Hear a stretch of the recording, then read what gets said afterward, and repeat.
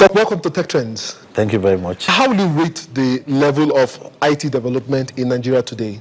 We are doing very good because the situation now is better than what we used to have 15, 20 years ago. In the sense that the investment in the sector has really gone up. The number of regular internet users in Nigeria, we are doing over 90 million now.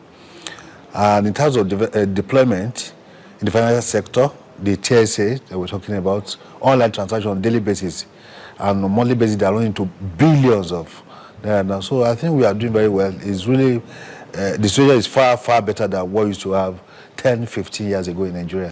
But many will argue that this growth is cosmetics on the surface level. What do you have to say about that argument? I wouldn't believe that fact, or what you're saying, that many Nigerians are not playing in the sector. For instance, TSA is driven by fully homegrown software.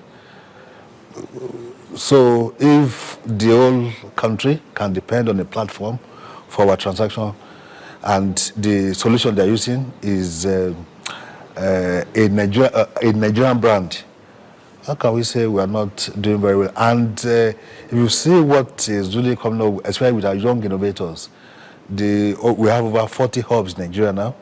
And that's when solutions coming up. When we were Dubai for GITEX, we went with 14 startups. I'm interested that we have a special office now in charge of innovations and entrepreneurship in ICT. What do we want to do with the office? To look at the homegrown solutions that we have in Nigeria.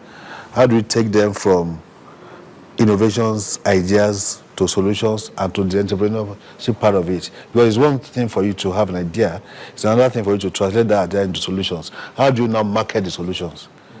So for us to recognize that we need to do something in that area, that shows that so many things are happening. In the area of hardware, yes, we have about 5, 6 assembly plants in Nigeria. Are they all functional? Yeah, they're operational. I'll tell you, people keep saying manufacturing. We need to start from somewhere. And I can tell you there is no single company that will tell you will manufacture a laptop from point A to from one point to the end. They have to buy parts from different places and couple them and bring them together. And that's the same thing we are doing in Nigeria. The only thing we need to do is to look at the standard, to look at global best practices and see how we can really ensure that whatever products that are coming out of Nigeria can play at that global level and can be compared to anyone in any part of the world. It's just the standards that we need to really work on and ensure that there are so many good things coming out in the area of both hardware and software in Nigeria. Why would you say that our local content is scarce on the internet? The standards that they are now, to let them be global. That is one. 2, people that have these solutions, to what extent you don't really know that the best thing for them, or one important thing to do, is to bring them online. For instance, even in our identity in the cyberspace, most Nigerians still use .org, .com, and so like that. Whereas we have NIRA that is really promoting .ng. NIDA is promoting the one for .gov.ng for government organizations. And NIDA actually set up NIRA to do that for Nigeria. And the situation is far, far better than what it used to be. They have thousands of Nigerians, millions of Nigerians now on that platform, as compared to before when we didn't even have Nigerians. Maybe for over 10, 15 years ago, the number of Nigerians on .ng platform are far, far more than what we used to have now. So it's a gradual process. Like I would say, yes, IT deployment is still growing in Nigeria, but I tell you, the rate at which it's growing, in no time, will catch up with other developed countries.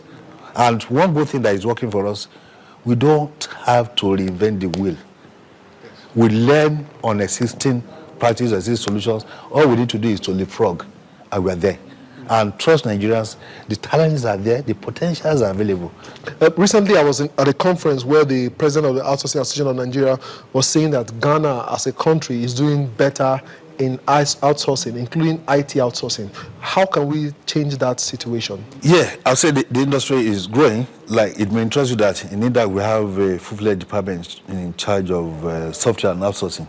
And we're working with NITEOC to see how we can really encourage IT-enabled services in Nigeria. At times when people compare Nigeria to some other African countries, there are some things that you look at the country, the population, the size. These are really huge parameters that by the time you compare us to like Ghana, it's like talking of Lagos State, for instance. If you have Lagos State as a country, I tell you, Lagos will be better managed the way it is now. You understand what I'm saying? Or when we were in Jatex, we met some guys from Estonia with the population about less than 1.5 million. So whatever you want to do, easily you can get it done. Or like Nigeria, we are talking about 1.4 million people. The land mass is over 900,000, about 923 square kilometers. It's huge. The challenges are huge. But despite that, we are still trying to do our best. And I'm sure very soon, the results will start coming out. And you know one thing with IT investment, the gestation period is long, and you can't really measure it immediately. You can't see it. It's not like physical structure, buildings or roads, but it takes time. But there are statistics that have shown that for every $1 you invest in IT, yes, it may take 5-10 years. In the long run, you get a minimum of $6. So this is the time we're investing now. But would you say we're investing enough? Because we could be investing, but you're not investing adequately. Globally, investment in most sectors are driven by private sector.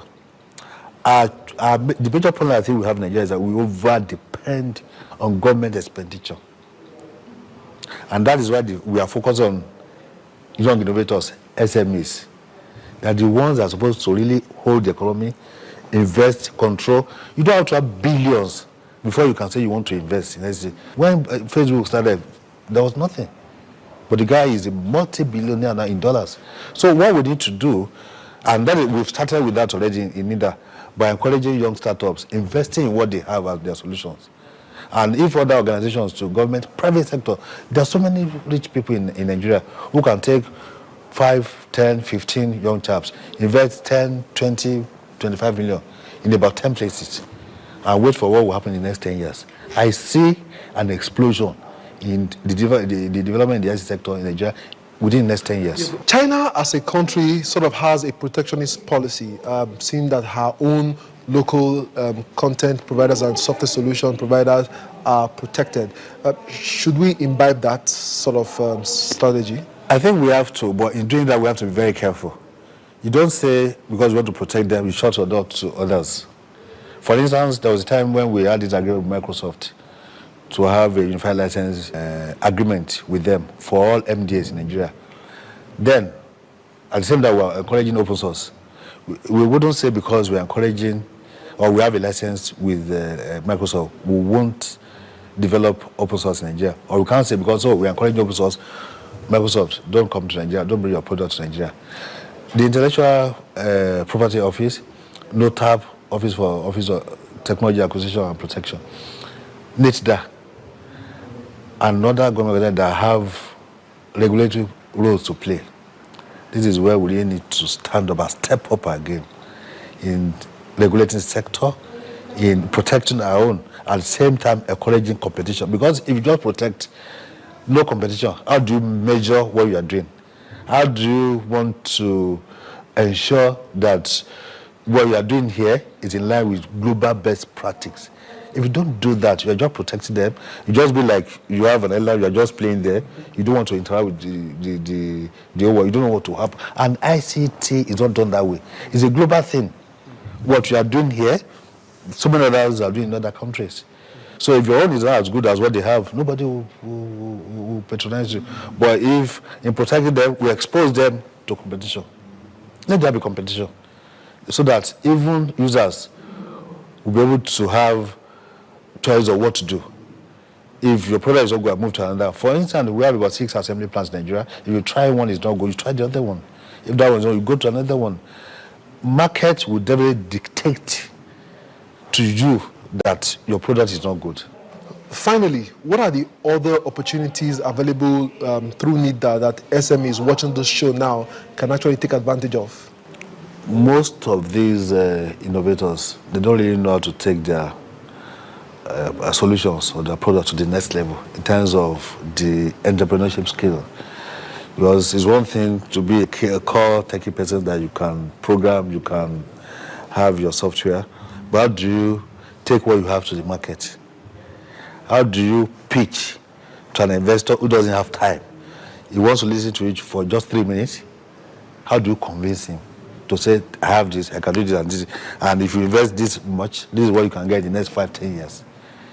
These are skills that we're trying to develop in these guys. And we are willing to put in money. That is not too much, that is within what we can do. We'll put in money.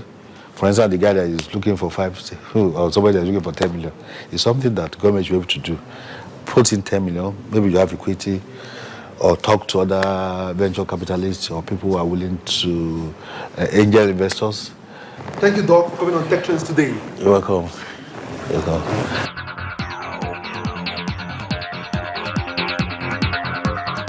Welcome to our Tech Clinic segment. The first question, what can I do to speed up my old iPad? This is Mimi from Facebook.